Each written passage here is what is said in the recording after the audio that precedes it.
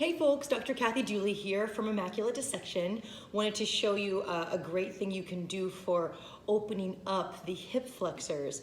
A lot of people think that the hip flexors need to constantly stretch, and I doubt that's correct. Most people, they need to coordinate the hip flexors because the hip flexors are covered in iliopsoas fascia and also are connected to transversalis fascia. This fascia comes from deep within the abdomen and connects over towards the lesser trochanter of the femur. So if there is improper intra-abdominal pressure building, you can get very, very tight in the hip. It may even pop and click. So instead of doing a basic hip flexor stretch that you guys probably know, I think it can be updated with IDQs.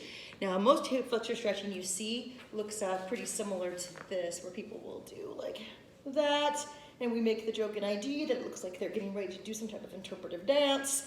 And what you actually are seeing here is the pelvis kicking forward and the back jamming. So you're actually creating a decentration of the femur in the sagittal plane, and the stretch that you're feeling is actually a drastic attempt for the femur to decelerate that motion. So we think that's not necessarily safe, nor is it productive. So instead, we tell you to maintain the IDQs of neck long and back, chin tucked back, chest pulled wide, and then ribs slightly pulled down in front.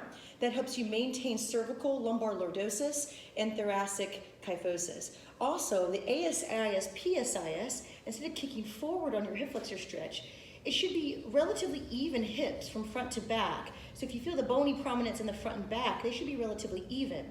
Now, let me switch legs just so you can see this. Well, actually, this probably is pretty good.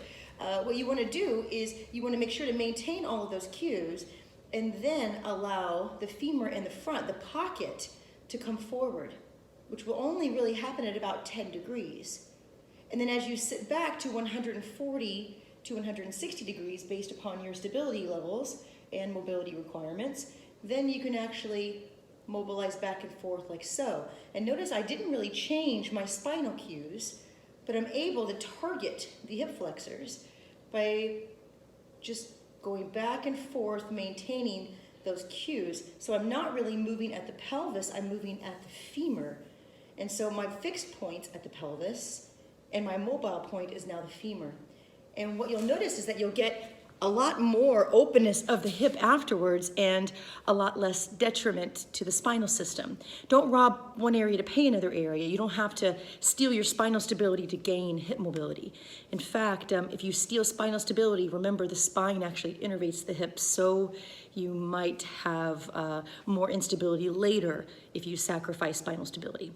Enjoy this hip flexor modified stretch, and hopefully you'll join us at www.immaculatedissection.com to take our courses online or in person.